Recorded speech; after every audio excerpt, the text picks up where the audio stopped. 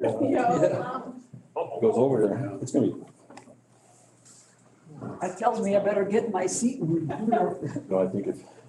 Happened here in some of these cases, you know, Lutheran services. This went fast. Sure. Oh, and I didn't grab an agenda. Darn it. I like a print. No, those are right. Yeah, that's what I do. Okay, I'll call the meeting to order. And we welcome everyone that's here and, okay, thank you. Approve the minutes from previous meeting. Okay, roll call, I'm sorry. Sorry, I messed up the flow. Bender, Here. Ermeling, Here. Dow, Matthew, Jones, Here. Manel. Here. Now approve the minutes of previous meeting. Also move. Motion by Bob, I'll second that. second by Steve. On the question, all in favor signify by saying aye. Aye. Opposed? So carried. Public comments, anyone in the audience?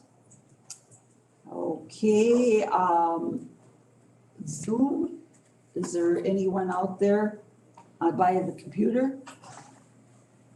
There's someone on, but they're muted, so I think they're good. Okay. Then by phone? No? Okay. Acknowledge work product transmittals. Preliminary December budget status report, general fund only. So these are still non-final numbers. We did provide a nice narrative on exactly what's happening so far. So the revenues came in over budget by 73,800 approximately. 25,000 was the Rothschild post payment. And that's where we intentionally budget 94,000 because we know that it will be going away 2025, 2026. Okay, I was just gonna say, when is it? It must be coming up pretty It soon. is coming up soon, but what we have done in the past is we intentionally levy 93,000 and change in the capital equipment fund. So when that time comes, we're just gonna pull it back to the general fund and not see it back yet.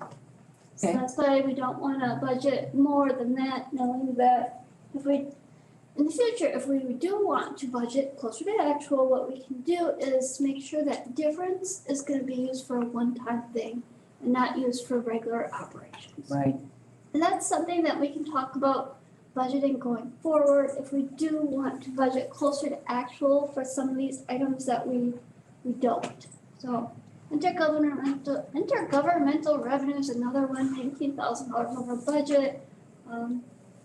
That one is the cable franchise fees. So we didn't budget for the additional aid that we received when we had to reduce the amount of tax on the cable fees. So we got less from Charter, less from Frontier, Charter and TDS. So those are our two cable entities. So we got less from them than we did last year because we weren't allowed to collect as much. Well, the state supplemented that. So there's did just, TDS bring in one? yeah, we do get some from TDS now. It's on my bill. Yeah. If they aren't giving it to you, I'm gonna really complain. Yeah, so fine and forfeiture, so that's when we need to really look at, I think we almost need to lower our budget next year. We were doing really good, COVID hit, and the last 2 years are terrible. Not sure what to do here, that's $28,000 less in budget, so That's a lot. that's a lot. And then public charges for services. This, we sell materials to PJ, so we had something that we sold. I don't exactly know what it was. Sandfill. What? Sandfill. Sandfill, there we go. I think it's sand. Intergovernmental charges for services were over budget by $60,000. That includes our winter maintenance work that we provide to the town. And then we also our inspection services. We are careful with the budget there. This is where we budget a little bit, but we don't budget the full amount, because if the town were to say, okay, we don't want your service anymore, I do not believe the village is in a position where we're gonna let go of somebody. So we wanna make sure we can fully fund everybody on staff with our current operating revenues. And this is where I said before, maybe we want to budget more and then maybe use some of that budget difference for one-time stuff. We can budget full amount. I am very hesitant because I was here for those full 10 years that we had to find a lot per year when we lost our state aid. That will never leave my mind.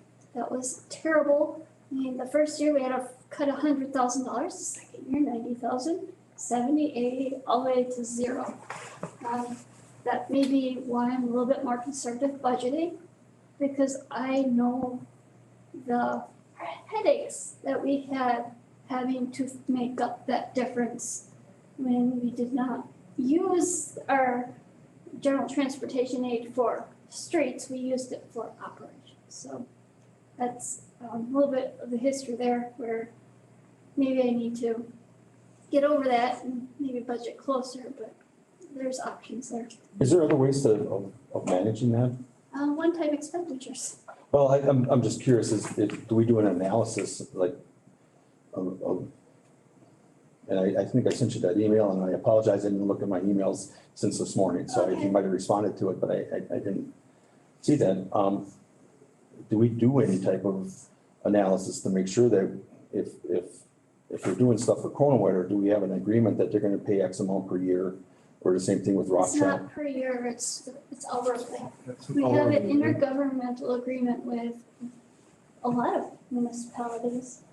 Right, and I know we have our published rates and stuff, but does it help if we know that we're gonna get 50% of someone's salary from Rothschild or from Cornwall or whatever, if they're doing stuff? Well, I I'm just think curious.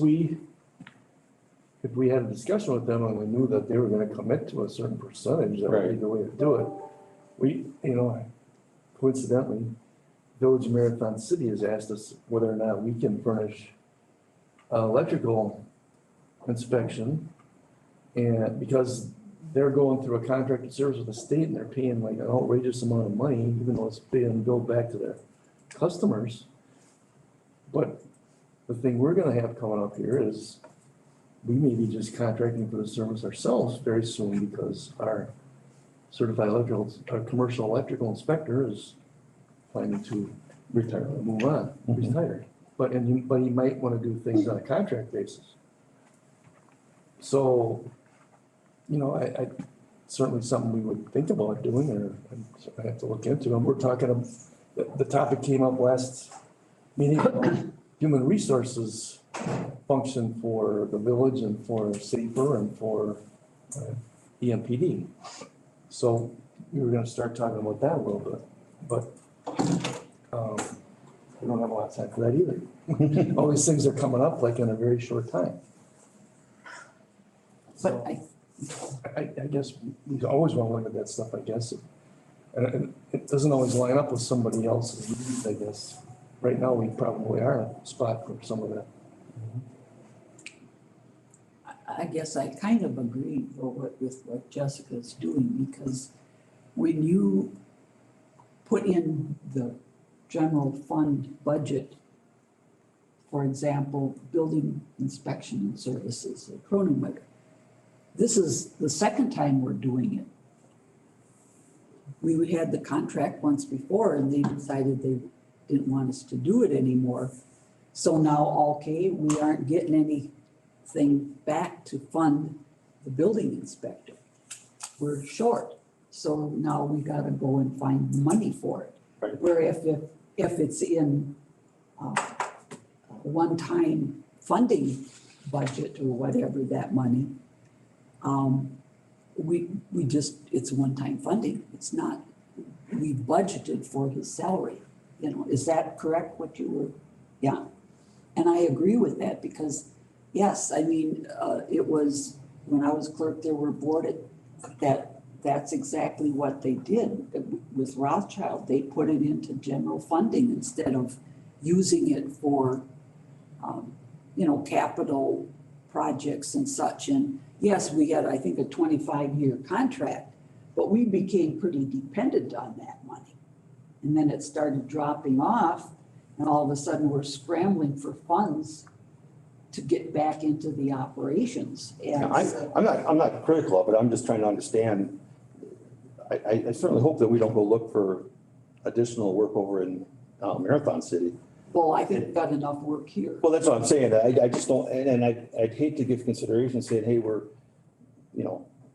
not able to do what we need to get done here, and we should hire a part-time person or something. I wouldn't be in favor of that without having more responsiveness to, I guess, what we're doing here. I'm just asking, is there a way of analyzing it differently that could alleviate some of the concerns or the budget issues, I guess, and that's. Well, I think Or more, or staff is going to review. more firm, or a firm commitment every year. Right, that's what I'm Okay, saying. we're gonna fund half, so-and-so's gonna fund half, and we're gonna fund the other half, or whatever it is, right? Right, I mean, Yeah. and I understand, trying to, everybody, wants to work with the other communities, I understand it completely, I'm just wondering if there's a different way of looking at it, that the other communities will also be willing to say, okay, we have, 2 inspectors, and we're willing to buy or pay for half of whatever their wages and salaries are for one person or something, if that's what it comes out to, I don't know what it is.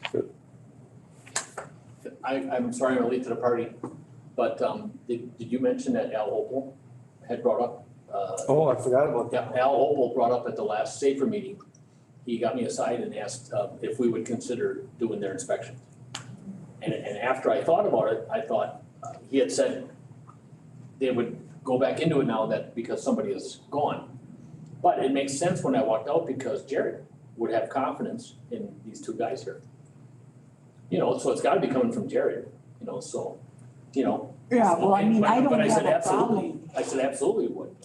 And Keith and I talked about it, but that's as far as we got. But I think in Jessica's defense, we've got to be careful how we actually determine where that money is going to go. Right. Because if, like you said, if they decide they don't like our services or they can get it cheaper, then we're trying to make up that, Well, I think what I was hearing a little bit too is, it's not on a fee basis. We would hire them or use them together, and so, like Josh brought up HR. So, we technically really don't have an HR professional here. But, Red Mountain, SAFER, everybody could kind of dovetail into somebody, and then you'd get a really good quality person. But I think you'd have to, each one of the communities are gonna have to make that commitment. Oh, definitely, Right. definitely. Yeah, we wouldn't do the hiring, we would do it jointly, like we've done with the fire and like we did with police.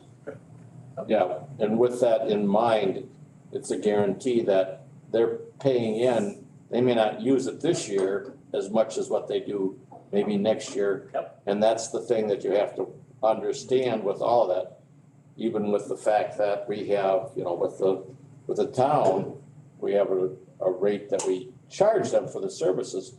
But with that in mind, the only other way of doing that is that you're going to pay X amount per year. Right. And only when you go over do we charge you with more. Right, that's how. That's what you have, that's what I'm thinking about Yeah, at that that's point. what it's- Again, but, they're in the same position we are in, limited funds, limited revenue, inability to turn around and raise rates, et cetera. So they're trying to, pinch their pennies as much as we are. So everybody's trying to work the same way, and that's why we have to be as conservative as what Jessica is doing at this point, so. Good thing with the town, like if we do want to talk to them again about this winter maintenance, this maybe work out agreement, because Milt's emailed and he was pretty shocked with the December bill. I mean, for them, that bill was a lot of money. It's like $36,000 they had a bill from us to pay for December. That was a lot of money for them. So in the future, maybe talking with them, having them pay like a set amount each year to us, and then when our overtime or whatever goes above that, they would chip in, but right now we order salt for them to salt the roads, we're paying for it until they need it, so That doesn't seem, yeah, that's not fair either. no. I mean, they're not very big, but I think they're big enough where they could probably help chip in for these upfront costs instead of just as needed. It's just for future Do you conversation. think Milton, I mean, using him as an example, is he receptive to saying, okay, I mean, I don't know how much you bill him on a year, let's just say it's 50 grand. It's all over the board. Bad winter is a lot, and not so bad winter, they don't get much of a bill. So, but we still, that's where my point is, we're still paying for this, so Right. even though they're not using it. I know I think one of the other things with the town is that our agreement with them is, we certainly take care of winter maintenance for them, but anything else that's done other times of the year is discretionary on our part. If we have the staff to furnish it, we don't do it. Right. I think Dan had a comment he wanted to make. The problem with winter is that it's all over the board, and this winter was a lot worse than last winter, not as bad as some. And I'm sure it was a little more of a shock. Plus, we purchased a second grader. The grader's out in the township a little bit more, so that's a higher rate. Plus, we go off of Wisconsin DOT rates. The state takes cost over 72 counties and they develop a rate for every piece of equipment. We are gonna be raising those. They raised them. And on April 1st, I think it is, or 3rd, their rates are gonna go up again. We're just passing on what the state does, but that's probably the fairest method to use for billing them. Because those rates take into account the purchase of the equipment, depreciation, all the fuel, all the parts, and it's averaged over all 72 counties. The county highway department sent all that information to the DOT, they developed the rates, and that's what we function off of. And our gross rates, the rates that we charge them for straight time and overtime I think are a fair amount of money if you look at what it costs us to employ somebody here with all the benefits. All right, and that's where my question is coming from, is that is it I mean, from their standpoint, I don't think they're thinking you're gouging them for the road work. I think they're surprised by what the bill is because they hadn't budgeted for it, so it came out of their savings. Is it better for them to budget? On average, you're gonna be spending, I don't know, 50 grand a year with us and have that in their budget. And if we go above that because we have some, big snowstorms or something, you can address that. But I'm just curious if there's a different way than doing it that way that might work it a little bit better. I mean, I don't think we should, I mean, I understand that we're gonna have our needs and wants here, but if we're looking outside of the community, then we should find a way that it makes it easier on you and it easier on them perhaps. Exactly. Yeah. That's It's a fine. great conversation to have with them in future contracts. Yeah, I mean, do they want less service? I mean, Yeah, that's true. I sure don't want to fund them. Who orders the service? For milk, so he has, it's all broken down to what'll happen to, for that 30 grand, right? When we go out, we cover our roads and we cover their roads. And Mills never really said anything to me about it. In fact, now our sign man is looking at signs in the township that they need to be replaced. And he's getting a price together. I said, talk to Rent a Flash, get a price on the signs, we'll put a number together and we'll email it to Milton Robin. Let them take a look at it before we do anything. Yeah. So So there's no surprises on their side. He's always been good to deal with. I've never gotten a call from Milton saying you guys overdid it on winter maintenance. So, I guess that way I feel comfortable. Just wanted to I'm sure it's double check. shocking. Okay, the next category is miscellaneous revenue. Miscellaneous revenue is over budget by 57,000. 33 of that was from sale of equipment and insurance recoveries.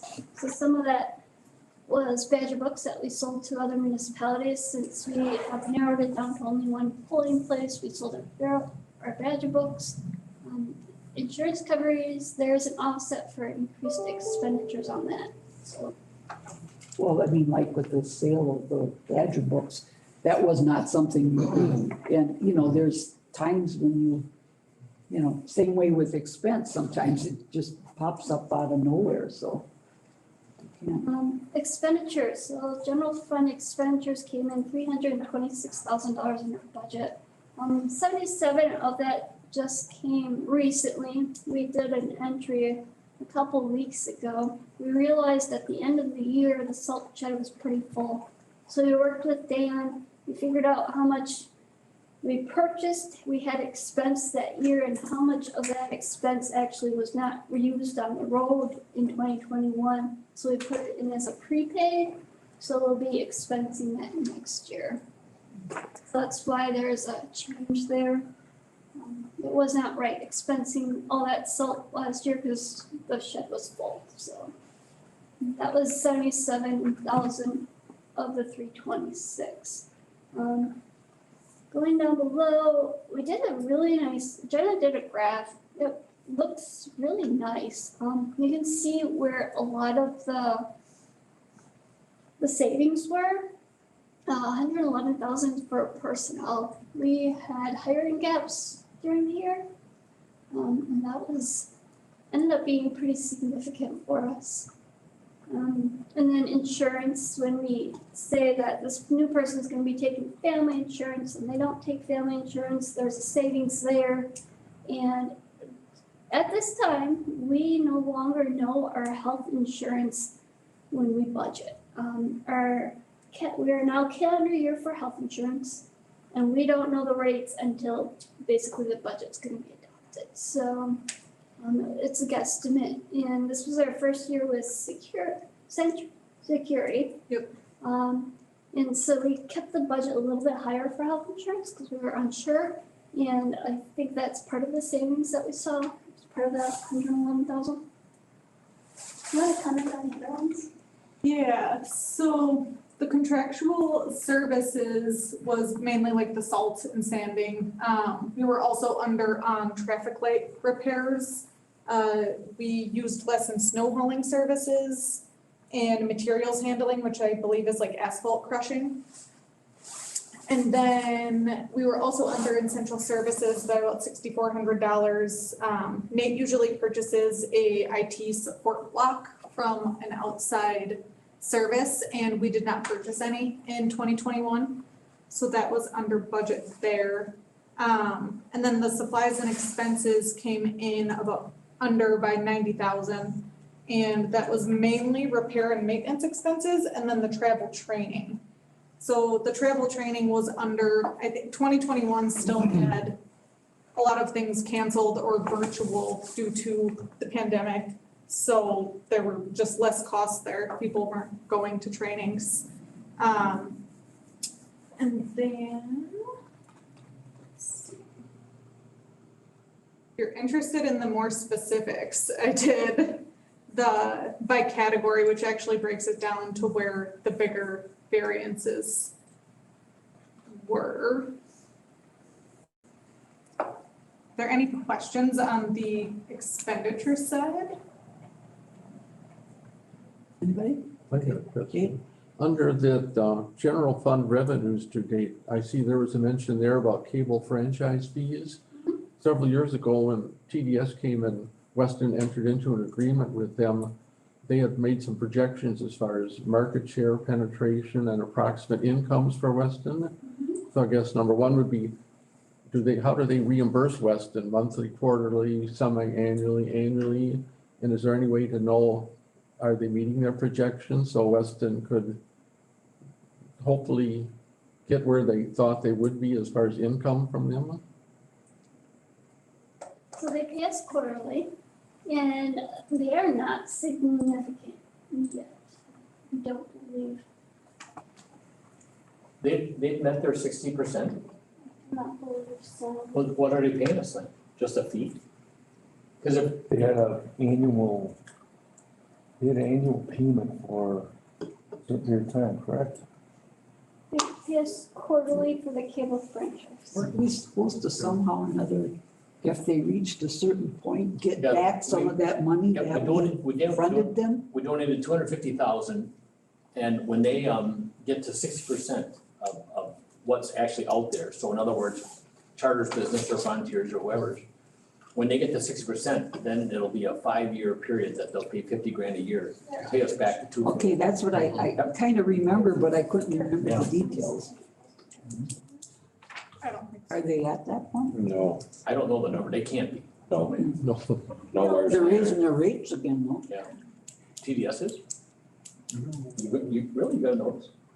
Really? I do. I'm sorry, say that again, Barb? $7. What was that? I'm sorry, I couldn't hear you. Oh, TDS, they raised their rates again. Mostly on the TV side. Oh, yeah? Mhm. Well, they're half what Charter was, but now Charter went down too. Charter went down? Well, they did when, 3 years ago? And you don't have to do, all these agreements and you can I can get out tomorrow with Charter. Yeah, but until then, they raise it monthly almost. Yeah, no, they're terrible. Yeah. That and cell phones. It's criminal. There was a discrepancy, I believe we talked about it last year, between what was being billed or what was being paid as a percentage. Whatever happened with that? Charter won't respond to me. I tried following up several times and never heard back. I believe it's corrected on their bills, but TDS, I was able to go in and look and say, okay, yes, you're charging the 4%. The way Charter's bill is laid out, I could not get to what they were charging. So I followed up with them to ask if they were overcharging people because they're only paying us the 4%. And they claimed that they were not. So then I followed up to ask for their calculation and the person I had contact with just stopped responding after following up a few times. So what dollar amount is that we're, So the amount that we're receiving is correct. Like if you look at Right, that, yeah, it's the The 4%. I don't remember offhand the variance. I think it appeared that they were still charging like the 4.5% when they were supposed to only be charging 4%. And let them know if that's the case, then they need to give that back to people because that was not the correct rate. right? But yeah, the conversation just went stale. Yeah, after the $250,000 thing with TDS, they're done. They won't talk to us. But no, so you're That saying was that, Charter. yeah, a Charter, yes. Charter. Oh, so Charter's Yeah, not that was- talking or TDS is not? That was charter, Yeah. yeah, So a Charter, and then we're taxing, we're doing a $5 charge on every bill too, right? Right? it's 4%. I did not know it was percent. I thought it was $5. Daniel Hill told me it was $5. It might have been 5%. It was 5%. Yeah, and then the state reduced it over the course of 2 years. They went to 4.5% and then down to 4%, I which know is where that. it's currently at. That's the maximum set by the state. Yes. Yeah, that's good because they kept, and I Well, thought we I- had an agreement, we weren't supposed to go beyond a certain dollar amount, but Yeah. it didn't stay there. Yeah, so we're currently getting about $7,000 from TDS per quarter in cable franchise, whereas Charter, we're getting about 27,000. So, 27,000? Mhm. Oh, they're a far cry from 60%. Yeah, and Charter used to be 38,000. Like if I go back to 2020, Charter was 38,000, TDS was 2,000. So they've increased a little bit and Charter's decreased, but. Interesting. Mhm. Didn't TDS claim they were gonna be around the 35, 40% market penetration? Initially, yeah, but it doesn't sound like it, No. not at 7 and 24. Yeah. I asked why are we doing it? And Daniel responded, because I can. Mhm. So, and it was $175,000, so.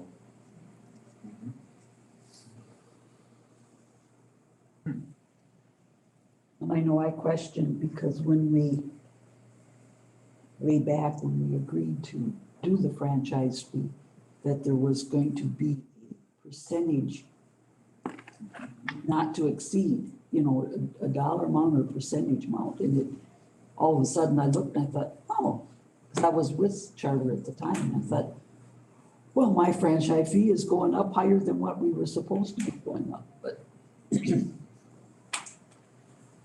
state actually reduced the franchise fees though, Yeah. right, last year? Yeah. I'm sure nobody saw a reduction in their bill. okay, anything else? Any other questions, or do we want to go on, or what's your pleasure? I'd move to acknowledge. I'll second it. Okay, motion by Steve, second by Bob. On the question? All in favor signify by saying aye. Aye. Opposed? So carried. Okay, February budget status report. There's a narrative in there. Is there any questions? Nothing too significant yet this year. I don't see anything. Anybody have any questions? No. Okay, what's your pleasure? I'll make motion. Motion by Dave, I'll second that. second by Steve.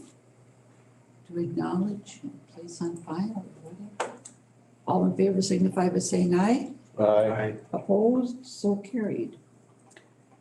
All right, now TIF 1 and 2 detail report for January through February.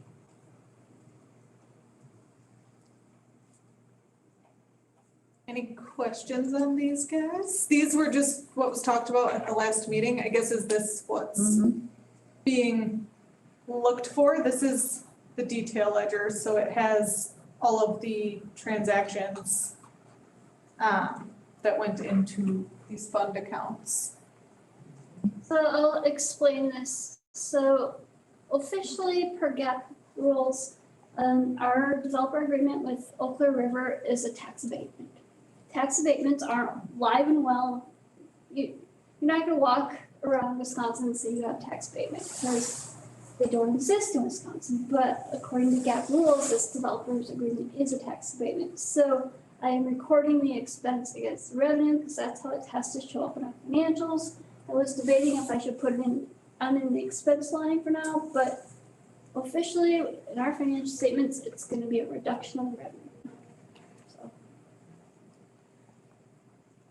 I remember reading something, the state isn't looking at messing around with the TIF values again, are they? I didn't read that, but I wouldn't be surprised if equalized values will be adjusted. I thought I don't know where it was and I was gonna remember to ask about The only thing that will really that the state can do to mess with our TIF so much as revalue our properties within the TIF. Right.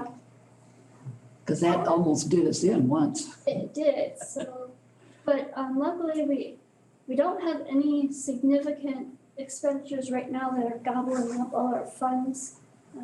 It'll be interesting to see if they do anything by the end of the year. Yeah, TIF 1 had 6.3 in increment, which is more than our general fund levy. Any questions? Okay, do you want a motion to accept or? I think so. I put it on there. I don't know. I'll make a what the motion to preference acknowledge. is. Motion to acknowledge by Steve, second by Dave. On the question, all in favor signify by saying aye.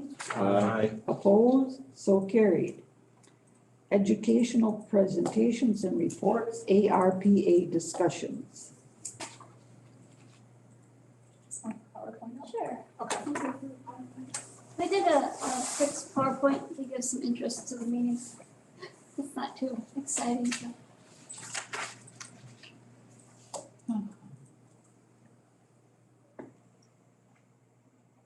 So 2.2 million is the amount that we should be receiving. We received half of that. So it's one of the largest grants that I remember receiving with a no strings attached grant in their federal funds. With the flexibility of the final rule, the opportunities are endless. So it's going to be up to the board how they want to spend the funds. I want to see how many dollar bills 2.2 million is. Yeah. With those, we do have federal regulations. That's where the board allowed us to work with Baker Tilly to making sure that we have the rules in place to spend those funds. We'll be undergoing a single audit with those funds. There's a lot out there with best practices. Couple examples, making sure that your funds are for non-reoccurring things, so it doesn't mess up your future budgets. Do not spend the funds on expenditures that would be funded through the tax levy, which is kind of like the same thing, the non-reoccurring. Do not invest in something that will require future funds. No no-brainer. If you wanna go build a park, make sure you have the operating funds to make sure that park is maintained in the future. So stuff like that. And the other one is be aware of community efforts, make each dollar go further. Those are a couple of tips that I found when I was looking on the internet for some ideas. There's a couple ways that what my goal is to see if the finance committee can come up with some really good ideas and recommendations to recommend to the village board to where you guys like to see. I'm hoping you're gonna be community minded, think of the people that you're representing and where would our community want these funds to go? And there's a couple different angles that we can go. One is we could say, village board, I want you to spend so much on large projects and then the rest can go for little stuff, or do you want it all to go for little stuff? Large projects you could include part of a street project, or you could do a utility project. I mean, you could use some of the funds, commit some of them to either area or smaller projects. Park equipment is a great one. Our equipment's old. This is a good use of one-time funding without having to borrow to improve some of our parks. Park development, we have a property called Prohaska Park, which is nothing right now, but it could use a little bit of funds to maybe get some trails going, so in the parking lot, so it could be used by our community more. So right now, it's not really open for our community. I was gonna say, has anybody ever figured out what we're gonna do with the swamp? This property that we purchased with the contingency, it's gonna be a park. So it's not like we can just, I don't know all the rules, but we can't quite just sell them for a part of our business park, I don't think, right? So. Well, I know myself personally, I think one idea that is not necessarily popular with everyone, but I just think it would serve the majority of the community if we could do something in improving our water standards. Or, you know, our rates are not necessarily higher than more than anybody else, but I mean, people pay a lot of money for, you know, water, and the quality is not that great. And I think we should look, we've got one-time funding that we could finally be able to do something about it. We just, without having to keep raising their rates to try and then even then it don't work. I mean, I'm not on the utility, it doesn't do, but I am looking at the majority of our community is, and I think this is where one of the areas we need to look at, because I've heard complaints for years about the quality of our water and how corrosive it is and how whatever it is. And that is, for me, is my top priority as far as looking at what we would do with these funds. So there are current capital projects in the queue that are, you know, they're in the capital plan for the utilities, the treatment at well 5 and 1, and the 2 new wells on the north side of the river. Those are already either being bid at this moment, but I guess certainly ARPA could be a source of the funds for those projects. So it's Well, I mean, work is in progress, the work is on the way, Projects. and I guess that's Jessica's point. If that's where the board would like to see this money used, that's great. Steve? I guess I'm challenged with that. You know, as far as a one-time expenditure, yeah, I understand it, but what about the people that aren't on sewer and water utilities, such as myself, such as, I think, Gary Current, and there were some other peoples that, you know, I'm not. you know, so when you're saying about putting it into the utilities as such, those utilities already have a vehicle for funding. And the person from, I forget his name now, that came to some of the meetings, he said in the past when he was issuing the bonds or selling the bonds that we were below the norms as far as our utility fees are. And it's easy to fund it that way. I mean, he used that as a positive thing, and I'm looking at it and I'm saying, well, if we're below that, then why are we putting up with some of the problems that we have? You know, I mean, not to use Lauren as the example, but I think you, if I remember right, you have some issues regarding, is it your the piping or something? I thought you had some of the old piping in your neighborhood or something that went. Oh, are you talking about transite pipe? Yeah, I can't remember. Barb remembers that. Yeah, see, that's before, I remember you mentioning that one time to me in a discussion. If that's a utility expenditure, I could be all for that. If it's lead pipe thing elsewhere that we need to take care of, then we should.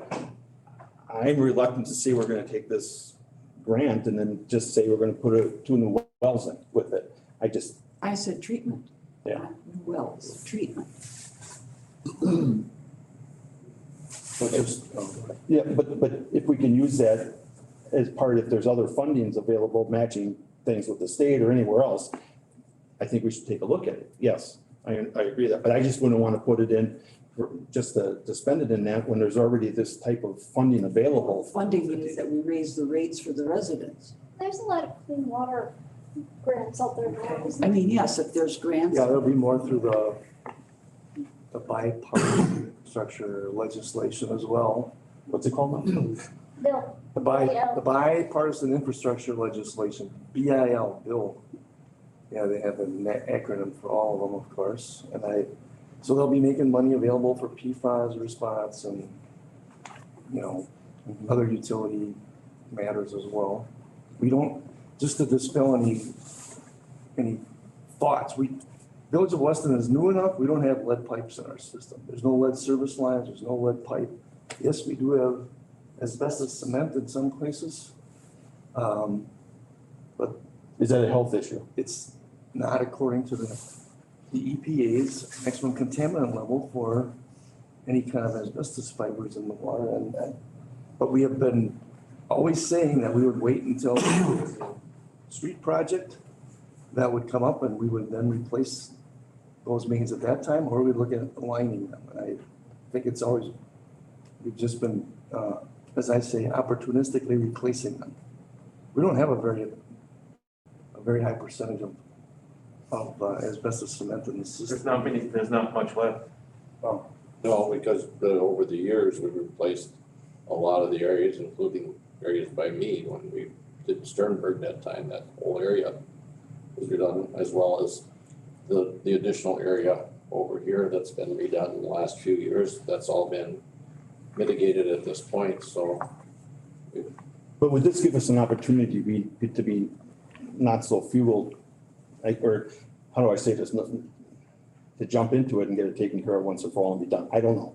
I don't know what the cost is. I don't know. Well, the cost would be substantial because of it's not just the fact that you could go dig up the pipe and say, okay, now we replace the pipe, but the reality is all of those situations is replace the street, replace curb and gutter, replace all of those things, which in most cases are tens of millions of dollars and not a couple million is what it amounts to.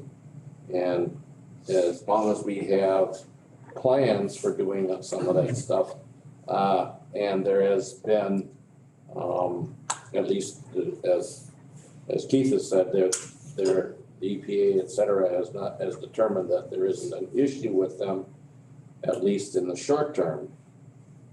I think we should just continue to do what we've been doing. The issue with other parts of the water or the quality of the water, I get that's an issue.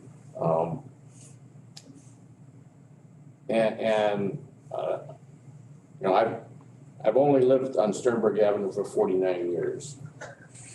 Is that all? And have had the water for all that period of time. Yes, there have been periods of time of stronger smelling water as the treatment, et cetera. But, you know, I question when people say that the water is of what quality and compared to what they've had before or whatever else. And the reality of all of that is, it all depends on what your history has been. If you were brought up in an area where you had your own well, et cetera, you never had the issue of treating of water or any of that stuff because you didn't do it in most cases. So when you're on a city water, you suddenly realize that that is treated in some way, shape, or form. It is, and that may smell different than what you're used to. It may taste a little bit different. And all of those things are, as you could say, quality issues, but maybe they're not as much quality issues in one way as to that person's thought versus what the requirement is on a legal basis as to what we have to do for some of that water. So I always kind of take whatever somebody says about our water with a grain of salt because of those issues, I guess. That's what else. And isn't, after all those years, it didn't make you glow in the dark or anything? No, I haven't grown dark. There, the neighbor across the street a couple of times mentioned, geez, when we take the shower, you could really smell the kind of chlorine type of effect. And you did, but it all depended upon, what was happening within the system at that time and the quality of water that was coming out of the ground and how it was being treated, No, Dave, go ahead. Yeah, this 2.2 million, this one-time thing, this isn't gonna be ongoing thing. And I was just thinking about, in a CDA meeting, I think it was 3, 4, 5 years ago, I think Mike Podolsky was talking about road maintenance in Weston, and he was saying, I think is there 4 or 5 different categories of roads for maintenance? Yeah. And I believe also there was, in 2008, 9, 10, when the economy had tanked, I believe there was a meeting I was at where they said that at that point, the trustees had wisely agreed to go into deferred road maintenance rather than adding a bunch of money onto the tax rolls for the people.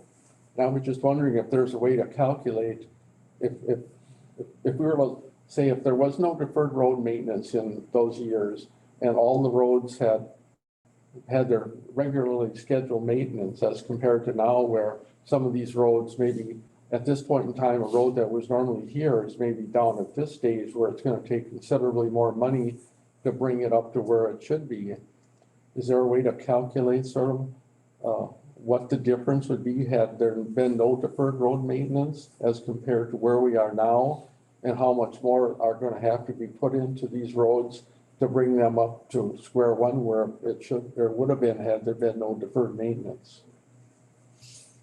Well, I know we've put that type of thing together for board retreats over time and showed how, as the street ages, deteriorates over time, you get to a point where you don't want to put maintenance money into it and you have to consider capital replacement. So I'm sure we can revisit that. I know we've been looking at it and I know we've been funding maintenance a little bit more heavily the last few years. So, and also capital improvements, we pretty much took a hiatus on capital projects for a while. Maybe, I don't know, for a 5-year period, I'm guessing. At least 5, Yeah. almost more. And we resumed doing, some of those things in neighborhood streets, so, there's kind of a balance there, I suppose, as to how much you're doing the maintenance versus capital projects, and, I think we've been doing better over the last 4 or 5 years,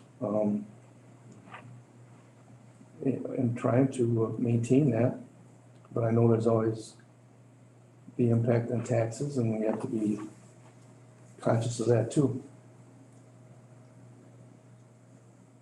Well, has anybody on the crew or in the office or whatever came up with some ideas of where they feel we could do a one-time projects that would improve the village as a whole, rather than These road projects? road projects? Is there refurbishing the pool? I mean, I know that's getting old.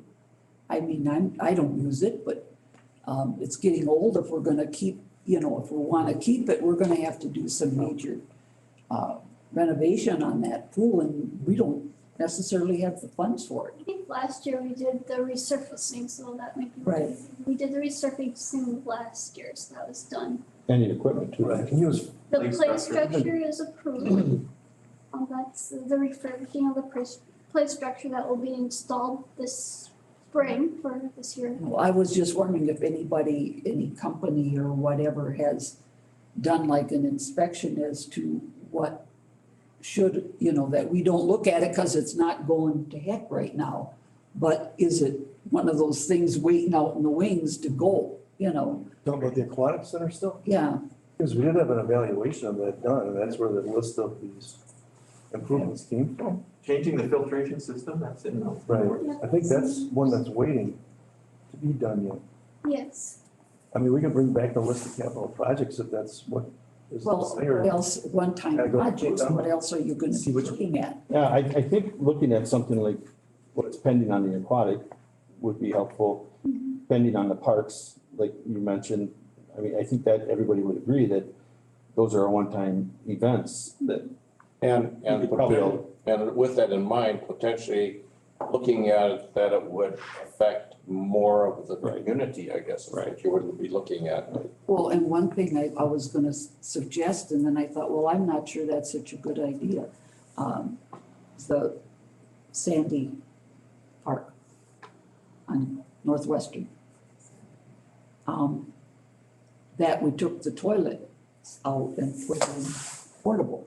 And I was thinking, we were talking about what that would cost to put it handicap and whatever, and I thought, well, there would be a project, and then the other part of me said, well, wait a minute, what's wrong with the portable ones that we can, it's only used in the summer months, I mean.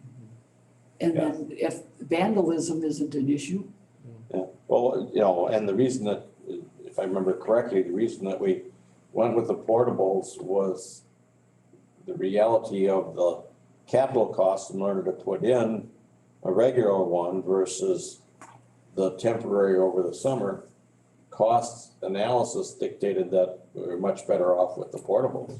right, and the thing is, if there was sewer and water going across there, I would maybe think. That was the issue, Barb. You wanted to defer spending a lot of money until we had ran a sewer and water line underneath the river Right. that served that site of the Right. community. 'Cause it So, doesn't but make that was sense to a do it thought that went through my head, and then I thought, well, I think we're better off probably just with the portable, Right. you know. But yeah, I think it would, from my thoughts is to look at, capital projects that either were put on hold or are up in the future and see what we think we would like to, We can take a look. because our tax rates are, our tax funding is not getting any better. Is that something that maybe we're thinking of is take a look at our 5-year CIP, pull some projects off that, and then in the future, lower our CIP plan by that $2 million, resulting in a tax relief too, in addition to, this improvement. That would, Or some things like even on our new building, I'm sure there's some things that we, may need to, look at too, or, police department, safety building, I don't know. Something that, we don't wanna keep hitting our borrowing. I know we're under the borrowing thing, but I don't wanna keep Yeah, we don't raising our tax rate. yeah. The people are concerned already about what we're spending on there and if we're going, some things I know have gone over budget and there's no other way of doing it. And the other Look at thing, it. the other thing Results. along with that, Barb, is if we turn around and take some of those, quote, CIP projects, et cetera, if we're using these funds, we also need to turn around and pat ourselves on the back a little bit. Make people know that that's what we're using them for, to mitigate tax rates in the future and stuff like that. Because they're paying for this in another, out of the other pocket, Right. is what it amounts to. And that would be a good thing to do too. Any other comments or? So what we'll do is we'll bring the 5-year CIP plan that we are that was Working on it. approved on, it's pretty much, I think we brought it to the board a couple of meetings ago, and it was still approved. Mhm. And we'll also bring back some other ideas like the BIL. So with that is the Clean Water Act, and there's more money for street improvement. So it was just last board meeting, was it last board meeting that Northwestern, that Michael brought, Northwestern? Right. I think they're saying there's gonna be a couple rounds of application for that money. Yes, so but, this was the first round, we wanted this, we had to get the build plan ready. The first application deadline depends on having a project ready, shovel ready by August something, and it's almost impossible at this point because all the engineers are busy and trying to get something shovel ready is gonna have to be a very simple project. So the one that has been proposed now is repaving Northwestern Avenue in the village limits. Mhm. So that's, and there's quite a bit of money for that, so that's something that staff is looking at, and they're planning on submitting more. This was just round one. Mhm. Everything's gonna be decided by the MPO. Grants have to go through They go MPO. through they go through the scoring process locally at the Metropolitan Planning Organization. I think it's statewide competition as well. It is. But I think each MPO gets so much. Yeah, okay, that's true. That was, so I guess what he said is they matched the normal allocations that they get so that we have essentially double the funds in the surface transportation program. Another acronym, STP. But like I said, I think staff knows better than, We do by far. you know, what would be good projects or what. I think that's something we'll bring forward, and it's just gonna be a recommendation to the board. I mean, we have these projects which we've done, and if the direction is to take some of these projects off the debt and give the taxpayers a break, I think that's the direction we need to let the board know finance feels this is the best use of the funds. Right. That's what I'm Exactly. looking for, is to see not necessarily what projects, but what direction do we wanna recommend the board move with this, so. There's a couple of other things that we're talking about is just operations.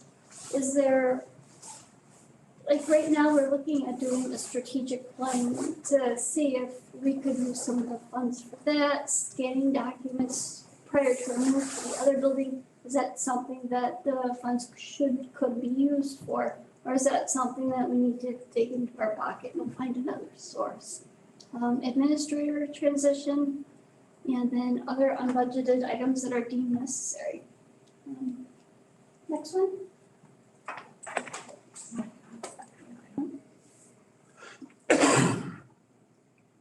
Talk about this one? Sure.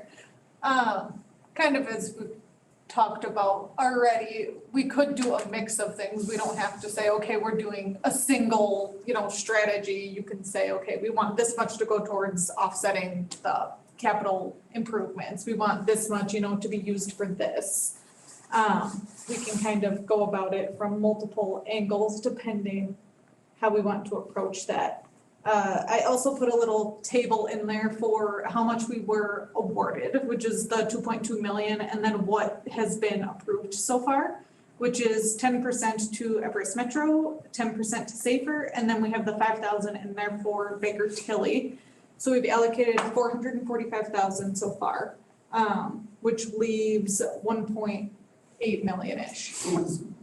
Just if I can help think about this, Everest Metro is gonna get their 220, are they, has Clay sat down and said that these are, So, or okay, maybe, You know what? Sully needs a car.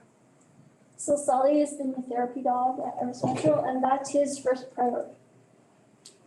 Other than that, we haven't really talked about him. no, the way the board approved it was up to that amount. So depending, what comes in as far as costs, it could end up where, like if Everest Metro or Sabre says, we don't need this, which I'm sure they can find uses. Well, that's what I'm asking. I mean, we probably been, what, this is March, so it's probably been 6 months that we've been talking about.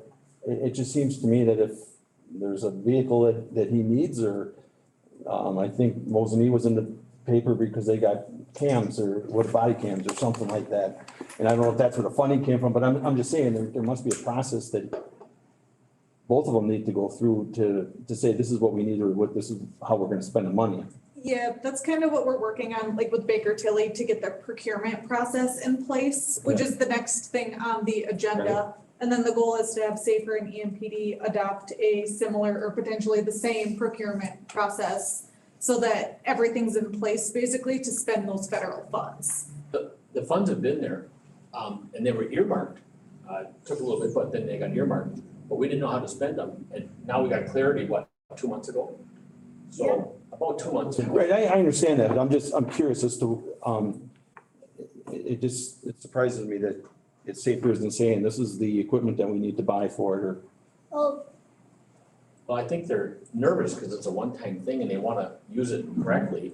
And I think we have talked, I know I've heard finance here, these two here talk about it. I haven't heard Nicole talk about it. so Safer, if they are going to be buying a larger item, need to follow certain federal regulations. That's what the procurement policy comes in, so that's where, we're not quite ready to send them a check so they can buy their stuff because they Okay. need to follow the correct process. Something that has a longevity to it. I mean, you're not gonna buy something that's a disposable with it. I mean, a good example would be air packs. If it were time for them to replace their air packs, those are very expensive.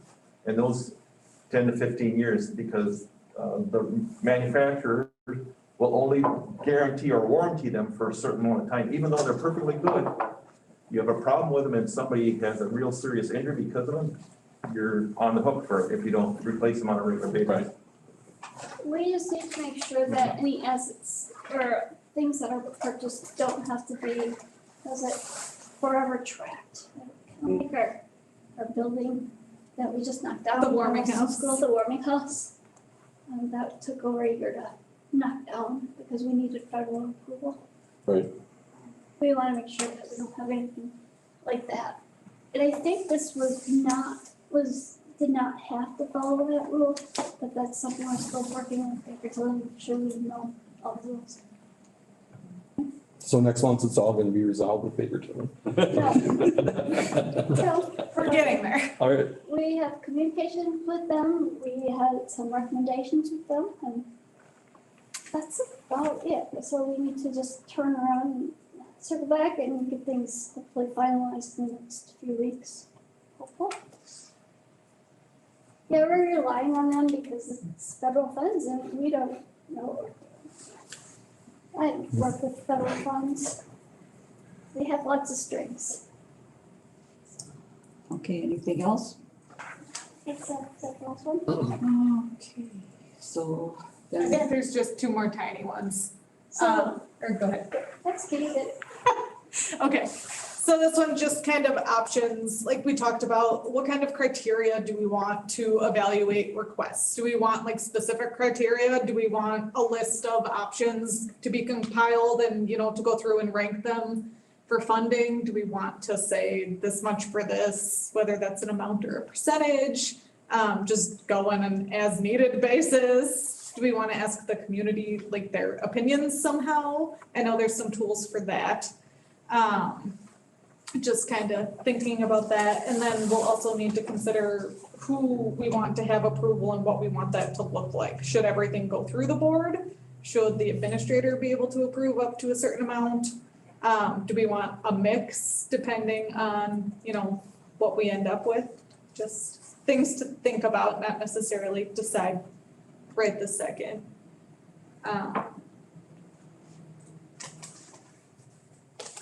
And the last one, just to close it out, basically looking to come up with a strategy so that we can move forward with this and spend the funds and feel comfortable where we have a good framework. Okay, now I'm done.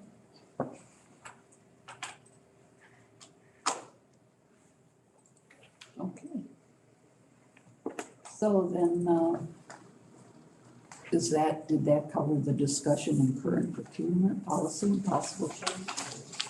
We will bring back the 5-year CIP plan next time and then maybe have some options. We'll come up with A, B, and C and say, okay, what do you want? I think we need to move forward. We need Right. to- Yeah, we can't keep talking, we gotta start Yes. coming up with a plan. I'm sorry, talk about, so we need to make some final decisions. Any questions on that? Alrighty, future items. There's no resolutions or ordinances, so future items. That number 9, Ian. Number- Number 9. Oh, yes, discussion on current procurement policy and possible changes.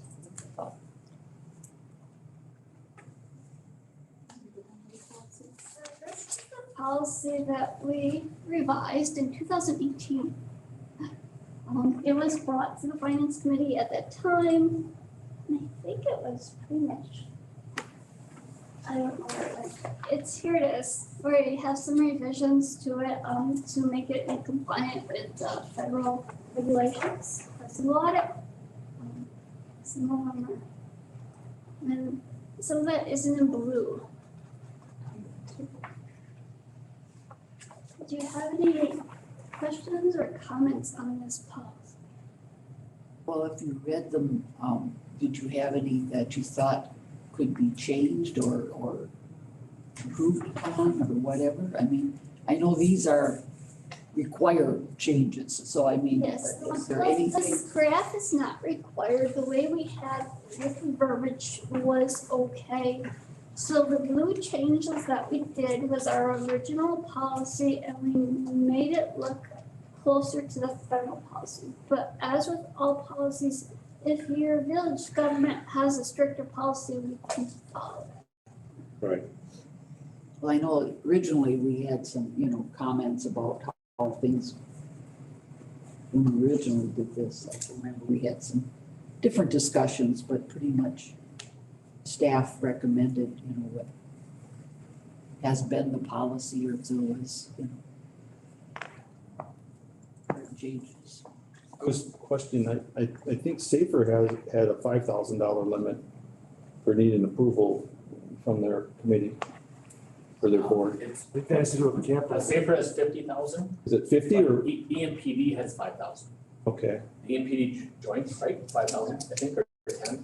So don't confuse the capitalization policy with the approval process. I actually don't know because we don't really care for them. Okay. I don't keep track of what safer, where they have to ask the board.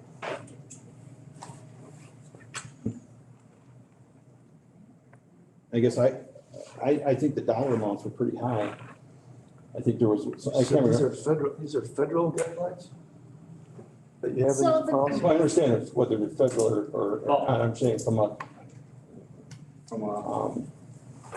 standpoint of transparency, we should know what the funds are being spent on in I spend $20,000 on a Wisconsin Public Service bill every month. right. So then where's the, Where's it's over that? 10, should I be coming and getting it approved? I mean, where do you draw the line? Right, right. I'm not drawing a line on our monthly bills. What I'm saying is that I think where something I was reading, I sent that email to you about it, having a department head, Keith and Mark sign off on something doesn't really run it through the approval process. And I know the state only requires bids being put out on what construction based or whatever it is. But I also know that the League of Municipalities indicates that from the standpoint of having clarity and being above board on everything, if you're bidding out other contracts, then we should bid out all of the contracts. So if we bid out, and I think the example that I saw was if you bid out your attorney's contract for representing a village or a town, then you should bid out the other contracts so that there's consistency in how you're reviewing them. And where I'm coming from on that is that I know that we use consultants a lot, but I think that some of the consulting fees are lost in the budget somewhere. I mean, You get to see everything, we're not hiding anything. no, you're not, but as you're looking through all of it and you're trying to understand whether he needs a set of dump trucks brought in for, 300 grand, or there's a $25,000 consulting fee in somebody's budget in there, it gets lost in that analysis is what I'm saying. The significance of it gets lost. And I know that people have asked questions of me and I can't answer it on where does it become too much of a concern or not. I just know that if we're spending all this money, in whether it's the TIF or out of the TIF or not, I think we need to have our arms around it a little bit more than what we've had. That's just. Keith, go ahead. So I think one of the central questions that we maybe have struggled with, that we always think we should bring items to the board for their approval, but then there are things that are approved in the budget. And if it's something that's within an approved budget, the operating budget particular, mainly, I mean, if it's a capital project, we're bringing you contracts or, proposals from engineering firms and giving you the recommendation of who's to be hired. Sometimes with things that are built into the budget and the operating budget, we always kind of wrestle with, is this supposed to come to the board or shouldn't it? So I guess we need to firm that expectation up. There isn't a desire to hide anything. It's sometimes there's an efficiency of operation maybe. Right. And getting somebody to, you say, I need something done and, it's within a budget, then I don't know. I mean, we probably need to do a better job of finding what we really want to come back to the board in different situations. Right. I'm relaying where my concern is, because I've been asked about, and I can't remember what. I just don't understand where it's coming in with my procurement policy. Where is it that I need to change something? You don't like $10,000? No, I didn't like there was one point where, I can't remember where, I think it was Keith, Mark, and the department head can sign off on something. Sole source purchase. Okay. That was the email I sent this morning, it's like, I'm sorry. But that's where my question comes up, because people have asked me regarding the contracts or the people that we hired for the stuff on Weston Avenue. And I'm like, I don't remember when that was approved or not. Well, then I found out later that was an ongoing thing that we've had over a 3-year period or 2-year period or something, is what I was told. So my point being is that it just seems that it's behind the scenes. I'm not saying you're not reporting it. I'm not saying we didn't address it. It's just that it wasn't clear and it wasn't approved that way. So that would be under purchases services. Sole source. Sole source. There's a Item long- nine. I just got something, Barb. So what's our budget, for attorney fees? I know it's like 70 or 80,000, and For this year? did we get it down to like 50,000 in 20? So we had to do a budget amendment in 2021 because we were going over budget. Right. Right. But I guess I don't really need the answer, but I'm just trying to get to a point that, we look at attorneys, we've definitely vetted several attorneys, several times that I've been here, on my third time here. But yet, we hire like Mark Roffers, and he can do $70,000 or $80,000 a year. Wouldn't staff want to have a little vetting process there so it doesn't look like they're, picking one and not looking at some others? I don't know. I think that's what the league of men. I'm thinking out loud, that's all I'm doing. Yeah. That's how, when I was reading the stuff on the league, and they do a great job in trying to help you understand this stuff, and you can go to their site, and they're saying it's not a matter of whether you're criticizing somebody or questioning somebody for doing something illegal. That's not the point. It's a matter of disclosing it so there isn't any questions about it. And I agree with that. I mean, we didn't talk about this, but I agree with that how do you address Rockers stuff? I don't, Well, so budget. to your point about attorneys, I guess we have a retainer with our village attorney. And as retainer says, he's gonna bill us X amount an hour and expenses. And that's the agreement that we have with them. But we've done attorneys here. I've been through the Right. process twice. We've done it twice at Safer in the last 3 years. So how But yet- often, I guess, But yet we've had Roffers here. I'm just using him as an example. We've used, for 8-9 years. we can bring those back as often as the board would Yeah. like, I guess.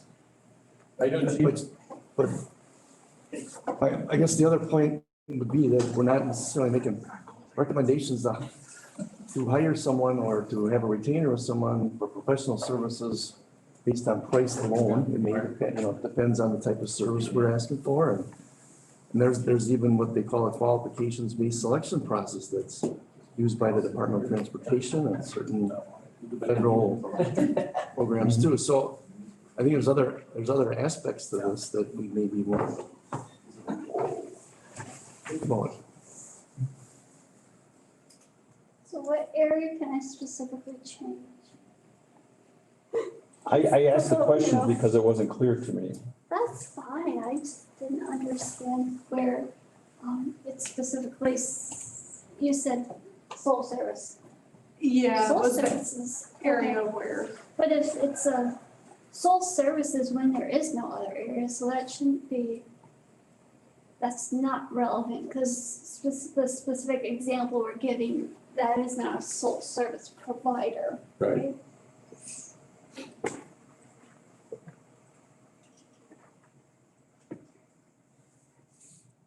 So what are you recommending, Steve? I'm saying, using Roffers as an example, I don't think that the head of the department, the administrator, and But that, he's not a sole service provider. No, Sole service is if there was nobody else that would do Roffer's job. So that part of the policy does not apply to him. right.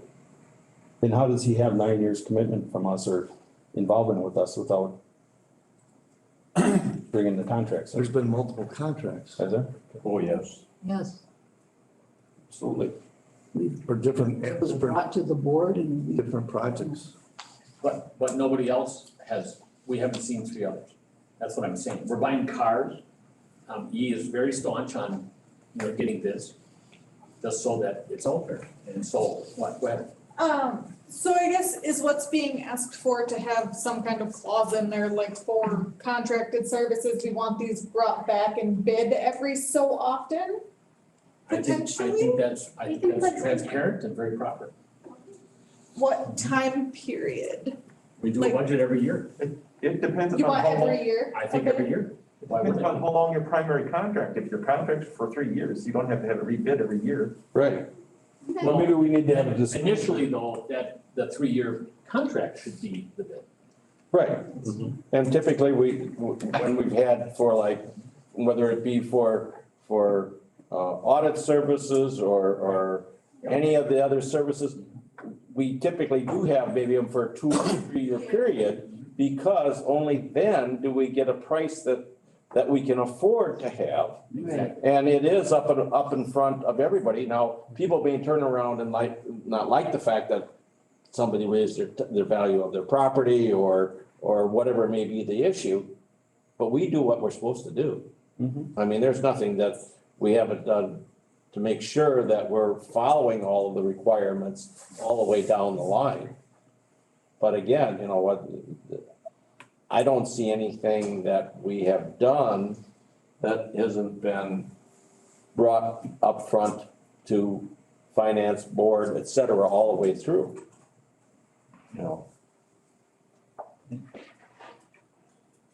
so, okay, so what, there again, I'll ask, what are we asking? Do you want a dollar threshold on that?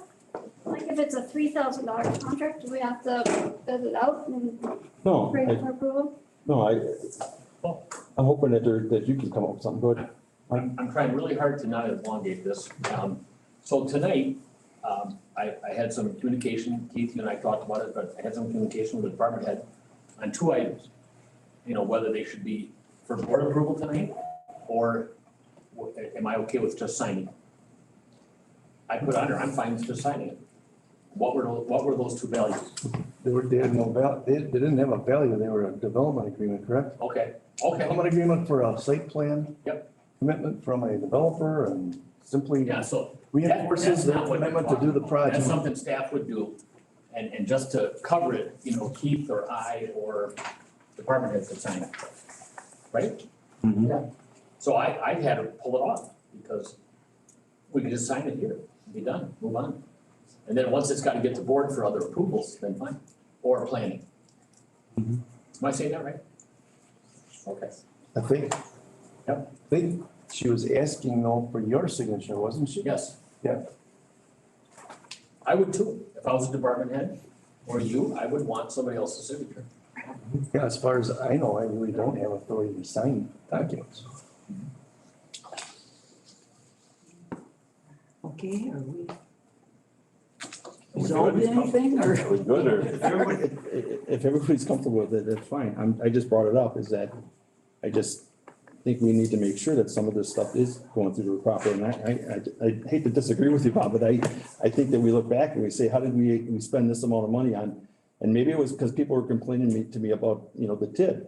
I don't know, but they brought it up, and I said, I don't remember ever approving that or being Well, involved in that process, and that's what I'm saying. is- Well, and with that in mind, when we sit on this committee or on the board or whatever else, I cannot remember everything that has been run through here. There is no feasible way of remembering that.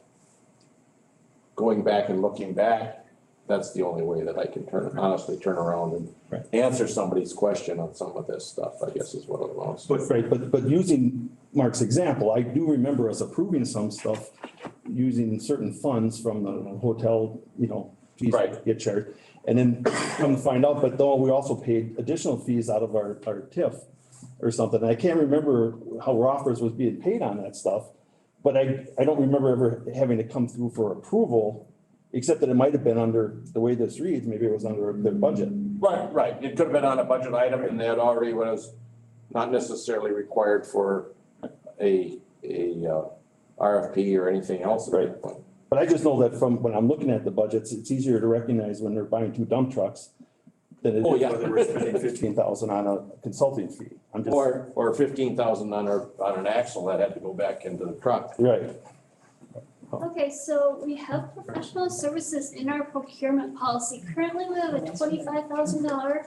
If the service is gonna be more than 25, we have to request a formal proposal. So maybe this is where we wanna lower it. Cause this would if we were forced to follow the policy, which we should be, it would force people to go out for RFPs for services that we are discussing right now. Could we move it to 10? Sure. I think that should cover your concern. Okay. I mean, if it's, unless you wanna go to 5, I think anything under 5, it's not worth our time. No, that's fine. I'm And fine. then we could also include that it needs to be done every so many years. I agree with you, we have an auditor, and we do it for every 3 years, and then we rebid out to make sure we're getting the best possible Right. price, so. That would be for services that we use, so we have somebody hired by retainer, essentially. It says it includes attorneys, CPAs, appraisers, financial and economic advisors, engineers, architect, planning and design, so. David kind of asked, what does staff, you're the ones that have to deal with this. And, how your recommendations should be in there also, how feasible, I could tell you that you should have it for every $3,000. Well, to me, that's rather cumbersome. All you're doing is creating more staff time, and it doesn't really save much of anything. Right. So, there's gotta be staff's opinion in this also as to what is going to make your jobs completely miserable.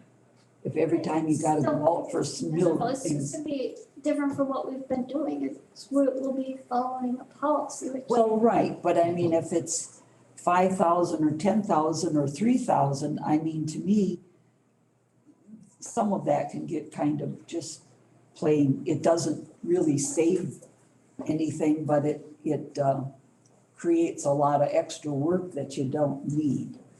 So I would want to make sure that the dollar figure is logical. If the 10,000 is acceptable to you guys, then we can modify that to the 10,000. Okay. And if that's. And we can always look at it if it becomes an issue. Right, I was just gonna say that because if it becomes cumbersome, then we can bring it back and revisit it, but. Exactly. So this is not for approval or adoption, this is gonna be, we're gonna work with the utility, make sure we have all their points, Right, and we will go through, reread it, and then we'll bring it back next time, for a recommendation. sounds good. Okay. I just had a question. If we have something that emergency situation where you don't have time to bring it forward and go through this whole cycle, which we all know can take a couple of months. Is there an exception in there? Yeah, it's right on the top, I thought I saw it in there, but I wasn't quite sure, so. it's in there. Okay. Is there anything else we need to do on that? Just have it. If you have any more recommendations, just give us an email. Okay. So we can go from here? Okay, there wasn't any resolutions or ordinances. Future items, next meeting date would be Monday, April 18th, 4:30, or immediately following the Tourism Commission.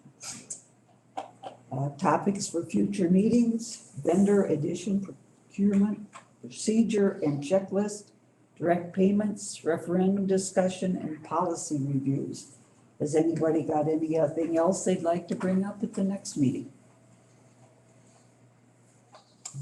If you do, just let Jessica know and, you know. Remarks from staff?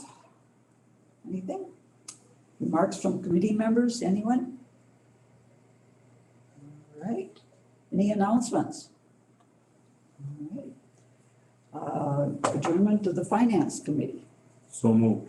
Motion by Bob and second by Dave. All in favor? Aye. Opposed? We are adjourned at 5:58. Perfect timing. Thank you. Good job. Oh, Mark, yes, I got something for you. Barb, I've got one on my counter, 3